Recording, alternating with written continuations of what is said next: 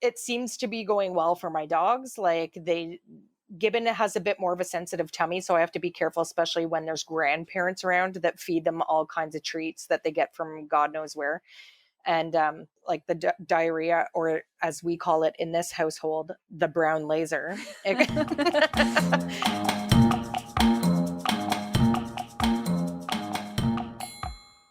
Hi, Heidi. Hi, Vero. Let's boop snoots. Let's boop snoots. So last week's episode, we reviewed the documentary Pet Fooled, and we went into details about what we learned, what was eye-opening about the pet food industry. We talked a bit about the 2007 melamine. We talked we talked a little bit about the 2007 melamine recall, pet food labels, wording found on food bags, and what they really mean. And we talked about what we took away from that documentary. Yes. So there's a second documentary that we found that was called Pet Food, A Dog's Breakfast, that was, I think, on CBC. So it was a Canadian showing of this, but it was an American who did this one that can be found on YouTube. And her name is Dr. Hodgkins. So I just wanted to talk a bit about that one. It was very similar to Pet Fooled.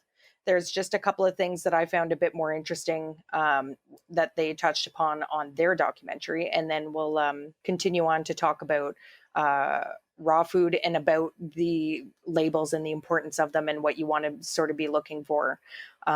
So in this second documentary, Pet Food, A Dog's Breakfast. It was very similar, like I mentioned, except Dr. Hodgkins, who was behind this one, she wasn't more for advocating for the raw diet. She was more advocating for people being knowledgeable about, oh my God, look who's here. We have a special guest. His second appearance on Let's Boop Snoots. Bear. Ooh, Bear. All right. Ooh.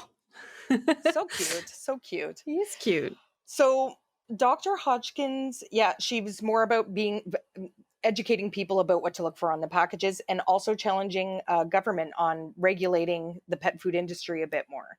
So just like Pet Fooled, they talked about how these pet food companies are all about the marketing and they can literally put anything they want on the front of a package and it doesn't have to be what's inside. It's pretty much like false advertising when you think about it. It is. I was mind blown by that. And just just a tiny little extra word here and there just means something completely different for what's in your pet's food. Yeah, and she didn't go into more the wording and what they meant. She like there's a couple of scenes in this documentary where she's in a big kitchen and she's showing you how it's made. So like she's like, look at this package. It shows like a whole chicken on the front and all these vegetables and everything like that in it, right? And she's like, so here I have a whole chicken. She's like, so you think that this whole thing is going to go into your dog's food? She's like, it's not.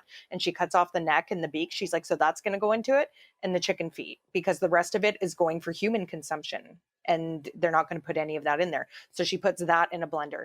Then she gets like a whole bunch of like cornmeal and and wheat and stuff. And she pours that into the blender. And then she's like, and then for the vitamins that they talk about, here's like 1 scoop of this super like processed like vitamin stuff. So then she puts that in, she blends it all together. She puts it in like a baker's like squirty thing and makes like little kibbles with it and throws it in the oven at like a super high temperature and makes this kibble. And she's like, and that's pretty much what dog food is, which is like really interesting to watch. Mm-hmm. And so in that example that she gives, that live example for cooking it, it shows you that like none of the actual ingredients on the bag are actually what you're getting like in your food, right? And another example that they give further in the documentary about that is like it's very interesting because they show all the commercials for dog food throughout the years. And there was this one with Purina where they claim on the commercial, right on the commercial, it says like, and a recent study conducted by Purina shows that dogs that eat our dog food are known to live 1.8 years longer than the average pet. So they're advertising this and people are thinking, oh, well, this must be a safe brand and everything. And when she looked into the study was they took dogs, and they fed one group like a certain amount and then the other group 25% less. So the leaner dog is That's obviously going to insane. be, I know, is going to be healthier than the fat dog, and if anything, it's more of a detriment to their product, because if you're feeding a dog Yeah. more of it and he's doing not as well as the other, then it's like, okay, and if you eat more of it, Yeah. it's like horrendous for you. Like, It's like if you eat more fast food, you will not live yes. as long as the person that eats less fast food. Exactly, and that sort of thing. So, another little interesting bit that they did, like that they touched upon, again, like very similar to Pet Food, is they talked about how the veterinarians are not that knowledgeable. And Vero, and I think you said in the last episode that they don't, like, when you look up the courses in veterinary school, Yeah. there's like little to none on nutrition. There's no course on it. And so this was a professor, and she took some of her senior students and she gave them each several labels. And some of the labels were labels of the super cheap dog food. And then some of the labels were from the premium dog food. And she asked her students to tell me which one is the premium. And guess what? They could not, because all the ingredients are the same, which also speaks to what Pet Food mentioned of like these huge Yeah. conglomerates that are responsible for hundreds of different types of dog food. And guess what? They don't have different plants for like the premium dog food and like the dog's breakfast. That's why they chose that title. It's all the same stuff. It's literally Yeah. like all like just going into different bags, and it's like literally the same thing. I read a study online about they took different labels, including a label of a pet food that's found at a vet. So, when you go to a vet, you walk in and at the desk, there's like A bags of big pet food, yes, right? yes. And you think that must be a really good pet food. So they showed the labels to different vets. So they picked out their own labels so that the food that you find at the vet and then other ones, I think there was maybe five, and they asked them like which one is the least nutritious, Mhm. and every single vet picked the vet food. No way. Yeah. See, it's so sketchy. And they all talk about the same thing, and it's that like you do want convenience, because there's very few people that you're going to find that are going to want to put the time and the money into feeding your pets what you should be feeding them. Like you want the you like I'm guilty of it too. Like we'll talk more about this later, but like I feed my dogs kibble, and I think it's a premium brand. But after watching this documentary, I'm like, is it? Yeah. Like I kind of want to go back and I look a know the bit more. more the more I read about it and that pet food documentary, like I watched it twice. Yeah, And the second time I was just like that, like I don't want to feed my next dog kibble. I know, but not just that, but it becomes like super overwhelming too. Like even to go and look It at the labels does. and stuff, and what should they be having and what shouldn't they be having, and nobody knows, because it's not, like we mentioned in the last episode, it's not worth the time and money to research it, because because they're already making billions of dollars no matter what at the end of the Yes. day. So Yeah. nobody's going to do it. And if you're looking stuff up online, if you're doing your own research, it is overwhelming. It's super overwhelming.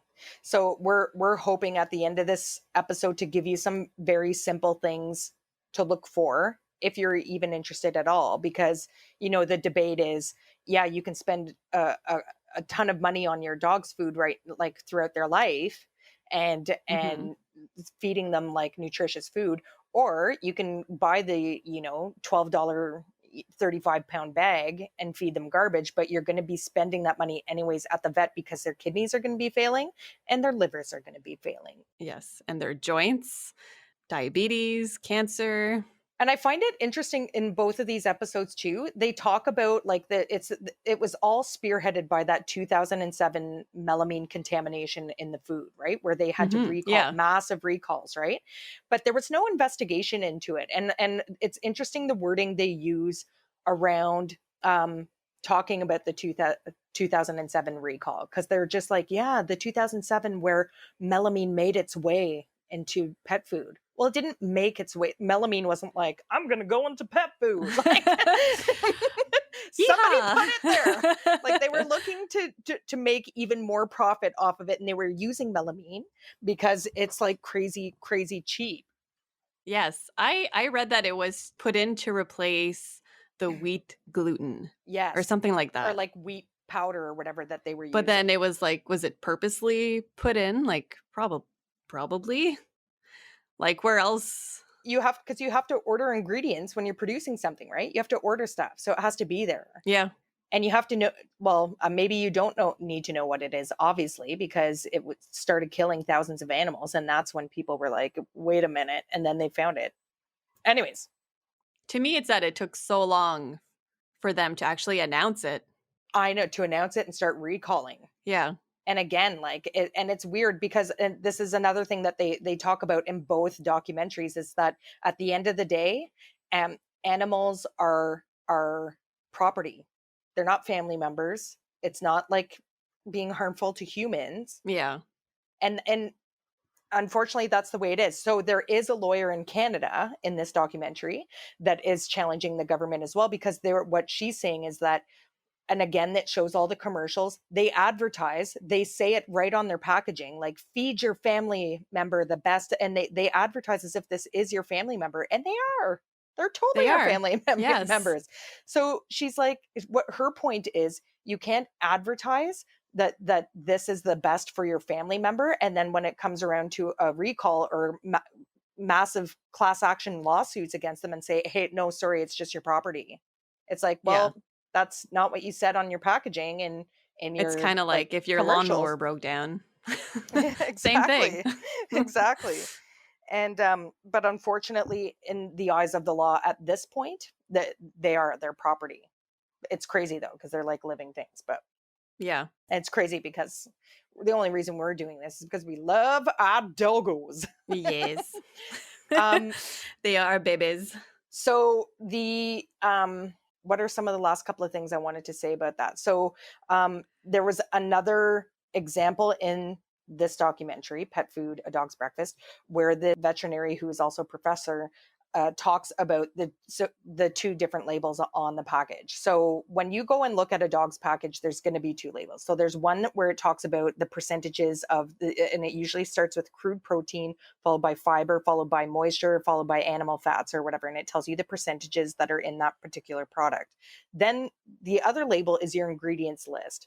And what she is saying is, her point in doing this is that um, it's important that you look at both and that you know what both mean, right? Because Yes. she's in the kitchen too, and she cuts up some straps of leather.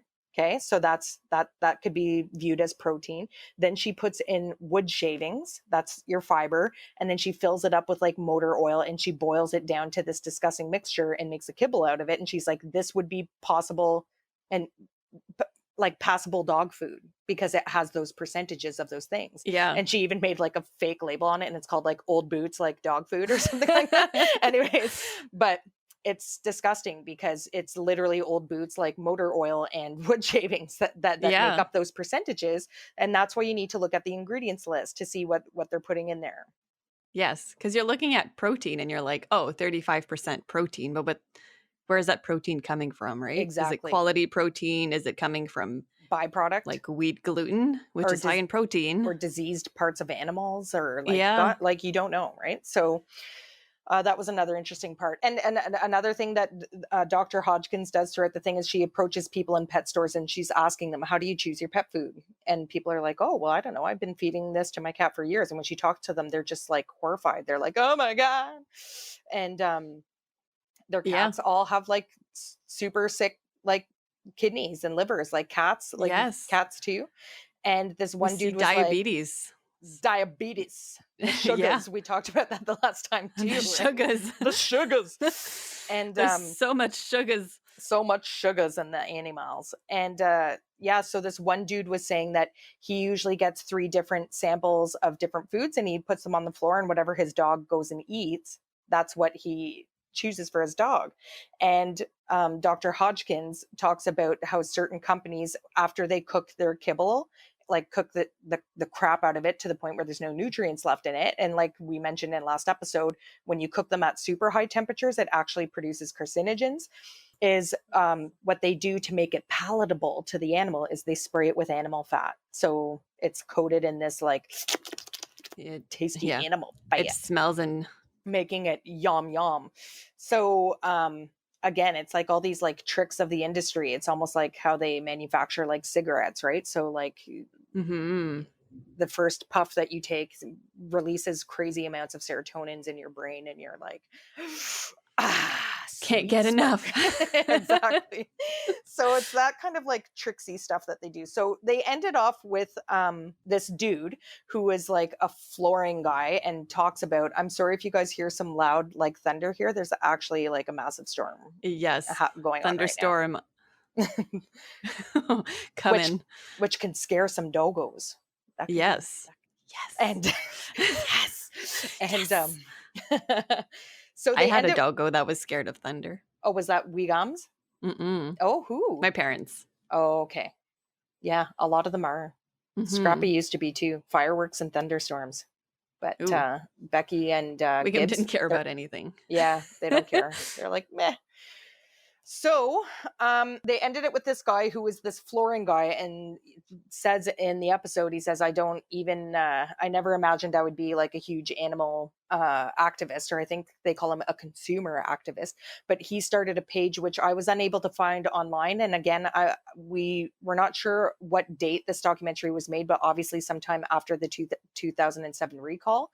But he started a page called defendourpets.org, and he lobbied the government for more strict regulations on the ingredients in food and where they can ship to and stuff like that too, because Canada's huge. We're all, it's mostly American products on the store shelves. Yes. It is. And I think like Dr. Becker mentioned in the Pet Fooled documentary, is that there are a lot of people that are making really good food and nutritional food, and they're proud of it. And when you go to these like different pet shows and stuff like that, you'll know who they are because they're so willing to talk about it, and they're passionate about it, and that sort of thing. So I think that's another good place to go to look for some yum yums for your doggos. So Yes. And talking about web pages, just a couple of resources. One was mentioned during the Pet Fooled documentary by someone that who starred on the documentary. It's called truthaboutpetfood.com. So that website is really good to learn about recalls that are going on and to learn about all the different ingredients that is found in your pet's food. And also the website dogfoodadvisor.com. So they rate dog food, and they actually go through the label, almost every ingredient. And they talk about if it's a good ingredient, if it's a bad ingredient, and why. So they do review some of the ingredients in the dog food. which is super useful. So that's kind of like, yeah, I looking at that website, it looked pretty good and might give you like a better Hmm. idea and stuff. But after watching both of these documentaries, and if you guys choose to, it is scary because you're left thinking, well, what the hell should I feed my dog?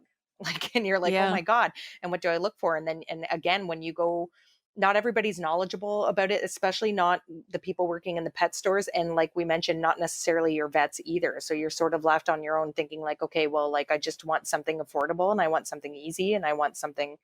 Yeah. And if you do decide to go the raw food route, and I do want to talk about raw food because the documentary Pet Fooled really focused on raw food.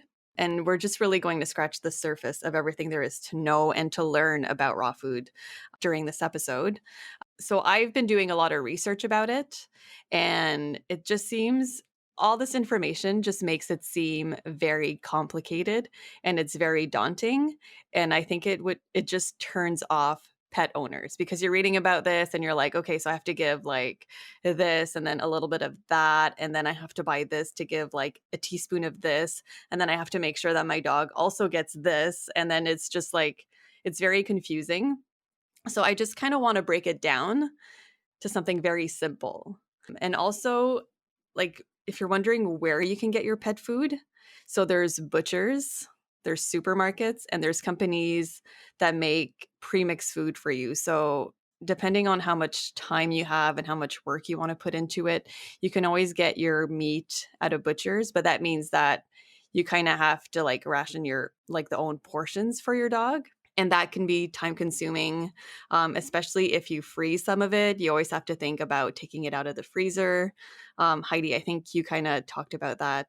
I did. I think we kind of spoke about that, like, because you fed Gibbon raw food. I did. So when we first got Gibbon, the breeder, I asked the breeder, like, well, what food do you guys feed? Because I wanted to keep it samesies. And he said, oh, we feed raw, but you can feed him anything. And I was like, okay. I was like, what does it like? I didn't even hear the word raw and register it. Like, and so when I first got Gibbs, like, I bought a kibble, like a high quality kibble, I think, after watching all this. And he was having like a lot of diarrhea, a lot of problems and stuff like that, and he was losing weight. So I contacted the breeder again and said, sorry, what were you feeding him? And he was like, oh, well, a raw food diet. And I was like, oh my god. I was like, okay. And then that was the first time I literally ever heard about feeding dogs raw food, Hmm. and my first instinct was, oh my god, that's disgusting. And Yeah. like, yeah, I don't necessarily want to do it. But then when after watching Pet Food, I was like, oh, okay. And I was like feeling a bit more comfortable about it and learning about how dogs digest things. Cause you think having raw meat around your house, you're going to have bacteria everywhere and people are going to get sick and the dog's going to get sick. And anyways, not the case. So I Googled raw food, where to get raw food from in my area. And it turns out there was a guy who lived literally 2 streets away from me, and I left a message for him and he called me right back and he was like, yep. And this guy trains Belgian Shepherds and he competes with them and trains them and does training for security companies and people for their own personal security reasons. And he's just this awesome, super knowledgeable guy. And he gets meat from local farms in the area, and they'll mix and package for you. So like it was pre-done in a package, and one package would be 2 servings.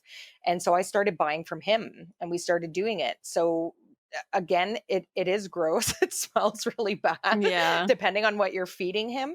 And I tried contacting him for the purpose of this episode for Let's Boop Snoots, and was unable to get a hold of him. But so I'm going based on memory here, and I remember him saying like, well, they need a bit of calcium. So like I have a pack of chicken necks here, and I remember buying like a pack of chicken necks, thinking, well, don't they choke on chicken bones and stuff? And he's like, no, not in the neck, because it's all cartilage, and it's like really actually really good for their teeth, and it's really good calcium for them.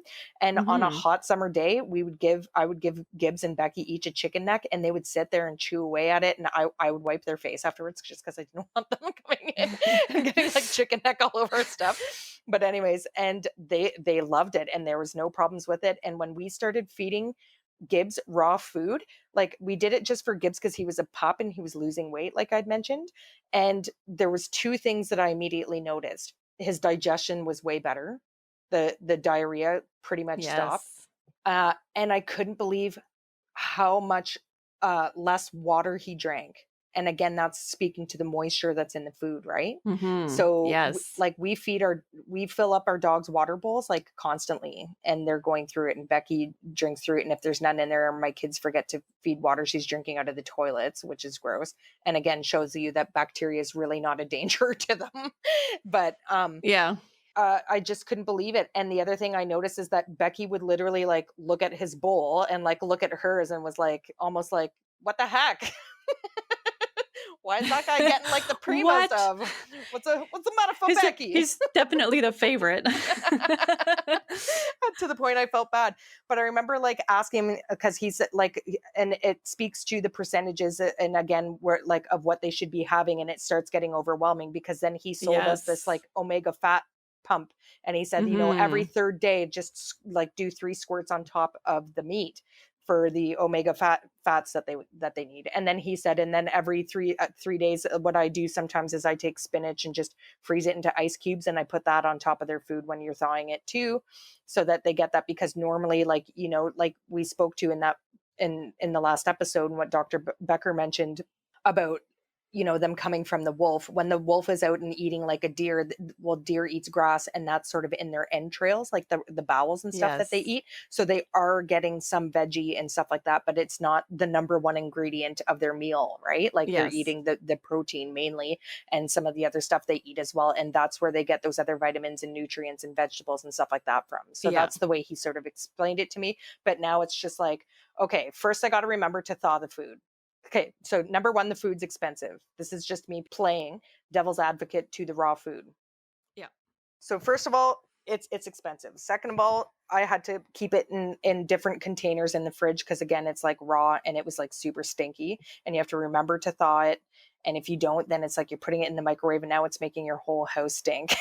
Like it really is stinky, some of it. Like I think we had beef tripe sometimes, which is like the lining of the Oh, stomach, yeah. and that stuff was so It's so smelly. smelly. Then I got to remember to like get some spinach and stuff to throw on the odd day, and then I got to put pumps of this stuff like on the other days, and then they need calcium, so I'm buying chicken necks too. But like I'm not going to let them just carry a chicken neck all over my house, eating it wherever they want. Like, so I would only do that during the Yeah, summer when they could take it outside. And then it gets a bit overwhelming. So, it especially when you have a does. young family and stuff. But anyways, Yes. continue on with the raw food. That's my experience with kids.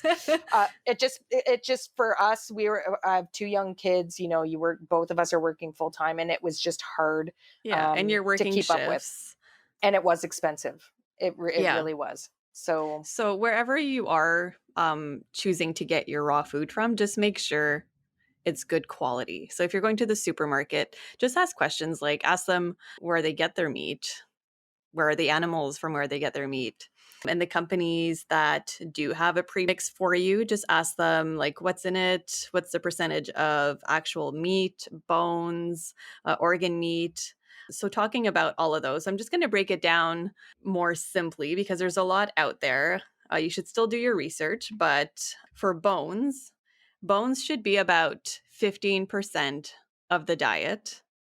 So you should be giving meaty bones. You can also give raw eggs with the shell because that's a good source of calcium and phosphorus. Am I pronouncing that right, Heidi? yes, yes, This you are. Frenchie over here. Yeah.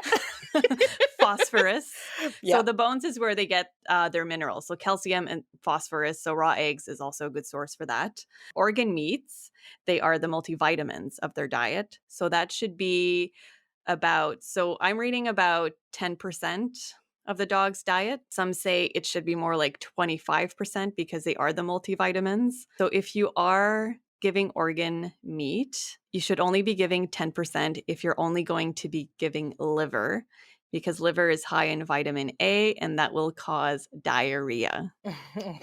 If you're giving a mix, so kidney, spleen, pancreas, brain, lungs, testicles, you can go up to 25%.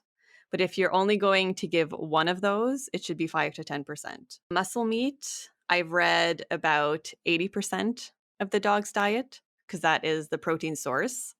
And then you have the fat, which has twice as many calories as protein, should be about only 10% of the dog's diet with a maximum of about 20. And then it's your choice if you want to give fruits and veggies. And then there's omega 3s. And I think that's what you were talking about, like Yeah. the pump. Hmm. Yep. Another source of omega 3s could be sardines. You can give like one or two with every meal. I Hmm. don't think those are very expensive Yep. as long as they're in water and not oil. And there's also something called phytoplankton. Oh. So you can order that online. It's green, and you only need it's quite expensive. I think it's like $100 per container, but you only need a very minuscule amount per meal. So that is pretty much it. You can give your dogs probiotics and prebiotics, but besides that, like if you're feeding that to your dog, you're already ahead. Yeah. Mhm. So I can't remember if we talked about this in the last episode or not, but Vero and I went to the pet store to like look, and both of us were overwhelmed, like in there looking around at everything, because Yes. we sort of like did this after the Pet Fool documentary, but before this like second one, and it's like so totally overwhelming. But I was surprised, as I mentioned before, to see this massive like raw food section when I like 10 years ago, I Mhm. don't think you would have seen any at all. And I was happy to see it because, uh, my experience with Wiggum, sorry, I'm going a little bit off track here. no, that's okay. Wiggum, I don't know if you remember Heidi, Wiggum had, like, this weird smell, Yes. had, like, a yeasty smell, Mhm. and I'm pretty sure it was his diet. And he had skin problems too, right? He had skin problems, so he was always itchy. I couldn't figure out why. I changed his food multiple times. I've never tried the raw diet, but I did change his food to grain-free diet, and that really helped. However, he always had to take what it was Venectal P, so it was a steroid and an anti-inflammatory, and that's really hard on your kidneys. Mhm. And I'm pretty sure, like, Wiggum passed away a year ago, and I'm pretty sure it was the Venectal P that just, like, took a toll on him Well, probably because he that, was diabetic and the and food too, potentially, right? Because it's 2 things yeah, that are hard yeah. on a system. So I think the food caused the itchiness, like the yeast, the smell, and I just had to put him on this medication, which is why I feel like with my next pet, I will probably feed him raw. I will try to find the cheapest source Yes, and with good exactly. quality. Yeah. I do have like a couple of places that I'd like to try that seem reasonably priced. Mhm. So we'll see. So that's why I'm leaning towards raw because of Wiggum. And I think that there is a lot more options out there and more people finding out Mhm. about it, and more people like even farmers and stuff are probably talking to each other saying, "Hey, do you want to know what I do with like some of my like extra stuff is use it as pet food because people are Mhm. big time into Yeah. this and stuff." It's a lot of farms that are providing this stuff to people who are selling raw Yeah. and that And kind the of thing. more popular it gets, the cheaper it's going to get. But what was interesting about that visit and like overlooking like everything that we saw in these documentaries and like reading up on it and these websites and stuff like that is when we spoke to the dude there at the pet store, he was saying like nobody feeds their dog 100% raw, right? Like remember that? Mhm. And I think we mentioned this Yes. in the last episode. And Yes. we talked about like, doing a hybrid, but it's not suggested because you need certain like their acidity goes up with like more of the raw food. So like if you Yeah. were going to do a turnaround, so a lot of people try to think like, okay, well, let's do a bit of a hybrid, but after everything that I've seen and read, I wouldn't recommend doing that. No. Um, not like doing like, a little bit of fresh meat and then pouring kibble on top, I don't think, because I think that's just like too screwed up for their systems. Like, Yeah, so apparently, because the kibble has a lot of carbohydrates, and that's what bacteria feeds off of, the bacteria that's on the raw food will feed off the carbohydrates, so the sugars that is from the kibble, and they'll have an overgrowth of bacteria, and that's when your dog, would become sick yes. from the bacteria, and also, the kibble is digested more slowly Mhm. than the raw, and that changes I think it changes the pH of the stomach, and again, it doesn't kill the bacteria from the raw food because the pH is not low enough, so acid enough, and then again, the bacteria grows and makes the dog sick.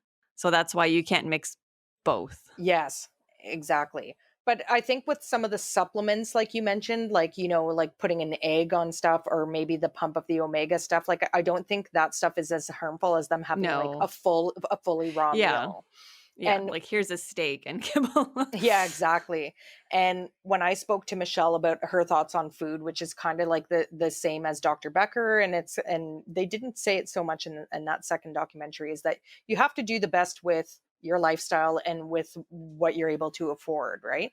So even with us, like, so I have, oh my God, Bear's so cute. Sorry, he just keeps, he's Bear. up on Barrow's lap and he's just such a cutie.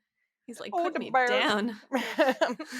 And Oh, now I lost my train of thought. He's just so cute. He's just so cute. Oh yeah, is that you can supplement. So like when I was talking to Michelle about it, she was saying like she feeds like a high quality food, the same one that I do to my dogs. I feed them a canna. I'm just gonna come right out and say it. And A can of what? a can of what? And it seems to be going well for my dogs. Like they Gibbon has a bit more of a sensitive tummy, so I have to be careful, especially when there's grandparents around that feed them all kinds of treats that they get from God knows where. And like the diarrhea, or as we call it in this household, the brown laser. Sometimes Sounds it gives, dangerous. it does. It gives Gibbs the brown laser, but like for the most part, when he's on his regular diet. But again, in the summer, he's a bit more active. He's like at the cottage half of the time with my dad running, as I had mentioned in a previous episode, like a crazy wild dog. And I noticed that both him and Becky trim down in the summertime because they're running a bit more and swimming a bit more and doing all that cottage time stuff. So sometimes what we do is we put a raw egg on top of their kibble and mix it around, Yes. and it's just a little extra little protein boost, a little bit more calories, a little bit more of that those Mhm. omegas, and it seems to work well with them. Yes. So omega-3 is pretty good at reducing inflammation. So if they're running around a lot, Exactement. it's good for So their joints. to wrap it all up, all together, is when you go to choose a food for your dog, the first thing I would do is I would have a look at that website that we mentioned. What is it called again? The one where they rate all of them? Mhm. Dogadvisory.com. No, dog advisor. Let me just double check just to make sure. Dogfoodadvisor.com. Okay, so I would have a look on there at what some of the top brands are. Always ask for samples, like we mentioned in the last episode. Try a bit first. Yes. Try it for a week. See how their systems are handling it. If things like if you got a little bit of the brown laser, just wait a few days to see if it settles out. The next thing to do is to look whatever you go to look for on the bag, but mind you, dog advisor is going to help you out with that. But if you like just cold walk into a store and go and ask them about the dog food, remember to look at both of those labels and look at how much crude protein is in it, how much moisture, because that's going to tell you how high of a temperature they cooked it at. And Yes. then look at the ingredients as well, looking that the first five ingredients are like chicken and not byproduct and not something else and Yes. not whatever. Make sure you got some high quality ingredients at the top of your list there. And then just compare and contrast the different good ones that you find and see what you're willing to pay and how convenient it is for you. And again, if you're thinking about doing the raw thing, I would again read into it and look at how that's going to fit into your lifestyle and whether that's something Yes. that you can stick with, because it was really good for Gibbs. Yeah. I'm not going to lie to And you. not to freak out when you're reading about all the nutrients that you need to feed them when you feed raw, and to make sure that, you get enough vitamin D, and not to feed too much chicken because chicken has and that's like a completely different topic, but has a lot of Yes. omega-6 in it, Yeah. and that increases inflammation. Yep. Um, and the more you feed chicken, there's no amount of good food that you'll be able to feed your dog to counterbalance those omega-6 if you're feeding too much chicken. Yeah. So you're reading that and you're just like, "Oh my god, like I'm just going to go and feed kibble." But if you can afford it, just do some research and just don't get overwhelmed. Yeah. And it's hard not to, because there is a lot of contraindicated things, or they're like Yes. one person will tell you, no, you have to make sure you have this percent of this and this percent of that. And it is like you said, like it just makes your head spin after It does, yeah. researching and looking at it. So um, just make good use of your resources. And like Dr. Becker said in the first documentary, they're resilient animals. They are, and they're Mhm. nutritionally resilient. And that's why they go and eat like the most disgusting of things and can survive it, and including some dog foods, as we found out. And their own poop. And other So dogs' poop. yeah. So well, but on the topic of food, One thing that I'll mention too is that when you get your dog and once you pick out your food, there's a lot of questions that people have around that. They're like, okay, how often should I be feeding them? And when should I feed them and all this different stuff. So that's another thing to think of. And um, there's many different ways to feed your dog. Like I Yes. mentioned, and the one of the training episodes is you can hand feed them. So if you're training them for a particular anything, whether you're doing very specified training with them, or you're just wanting to teach them a new trick, or you're wanting to teach them something that makes your lifestyle easier with the dog in your home, there's hand feeding. So where you take half of their entire portion of the day, put it in a pouch or keep it in your pocket or keep it somewhere close by so that you use that. It makes them a bit more motivated to get those tricks and training done. So hand Yes. feeding is one way. Um, there's some people who only feed their dog once a day because depends on your line of work or where you live or whatever you're doing. But some Yeah. people feed their dogs once a day, which is perfectly acceptable. There's some people who stay at home and work from home. A lot more people that work from home now after COVID, Yes. and maybe you want to feed your dog 3 times a day. So you take up their amount and split it up 3 times, and then you have breakfast, lunch, and dinner with your dogo. Another thing to take into account when you're deciding how often am I going to feed my dog during the day, if you have a really active dog, you might want to feed him 3 times a day because their metabolism is going to be high. But then if you have a couch potato, like, I don't know, like a Great Dane that's not very active, Mhm. you can feed them just once a day. Yeah. Yeah. So yeah, be cognizant of the breed and their activity level, and but also what's going to work best for you as well. Yes, and their age, because when you get a puppy, Yep. you do need to feed them 3 High. times a day Yes, and until they're like at high least, I calorie think, stuff. 5 months, 6 months. Yeah, Mhm. and that sort of stuff too. Yes, their age, all these things. And another thing that some people do is that they just put food in the bowl and they let their dog graze, like, during Yep. the day. So they decide like, some goods are pretty d some some dogs are pretty good with that. Some food are pretty dog with that. What? What? What? Some dogs are pretty good with that. However, it doesn't create a routine for your dog, and dogs thrive on routine. And but if you are going to do that and you're thinking that maybe in the future there's going to be a second dog and you get a breed that will just eat and eat, because I had one of those. Yes. Will eat until they explode. You Yeah. cannot do that with your previous dog. You can't just let their food out because the second dog is just always going to eat it. Well, I have a story about that. So I Ooh. was dog sitting for a close friend of mine, Maureen, who was going on a vacay, and she asked me to watch her. I think she had a golden doodle named Echo.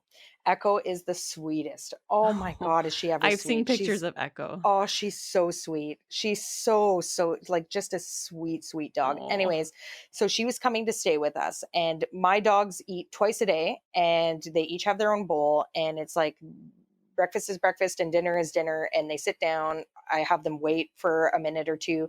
They're focused on me the whole time, and they wait for me to say the magic release word, which is okay, and then they Mm. go and they eat their food. So when Maureen was dropping her dog off to me, I was like, okay, so when does she eat and like how much and stuff like that? And she's like, oh, I brought her food and she just grazes all day.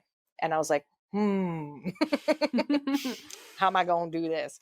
So that night when I went to feed the dogs, I put out Echo's food and she didn't touch her food. So I was like, okay. So later on in the evening, I put my dogs in another room and like left the door off and I put Echo's food down again. And she still didn't eat her food. So the next day I was like, okay, well, if she's a like all day grazer, I left my dogs like I have doors that block off certain rooms. So my dogs were in the front of the house and I put a water bowl there so they had access to water all day. And then I left Echo in the kitchen area where she could graze on her food all day. So we go to work for the day and I come home, didn't touch her food. And I was like, oh my God, I'm going to starve Maureen's dog and she's going to kill me. So I was like starting to panic.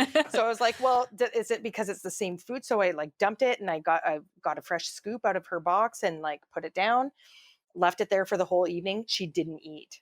Went to work the next day, left her in the Oh. same spot again. She didn't eat. And I was like, Okay, seriously, oh my God, like that, like I was like, and I didn't want to text Maureen on vacation being like, your dog won't eat, Your because like I dog's not didn't want her to eating. think it was, but anyways, but I fed my dogs, and when I fed them, after they were done eating, Echo came in and she was sniffing at their bowls, and she went and was sniffing at the Oh, container where my dog food was. So I was like, hmm. So I gave her a scoop of my dog's food, and she ate it in like 2 seconds flat. And I was like, oh, thank God. And I was like, well, she probably just, maybe it was just better food or higher quality, or maybe something she just wanted. But, something anyways, different? Yeah. so I fed Echo at the same time as my dogs for the rest of her stay with me, and she ate everything in one meal, in one sitting. So I told Wow. Maureen, because Maureen, I think she was buying like food from Costco. I think it was Costco food or whatever.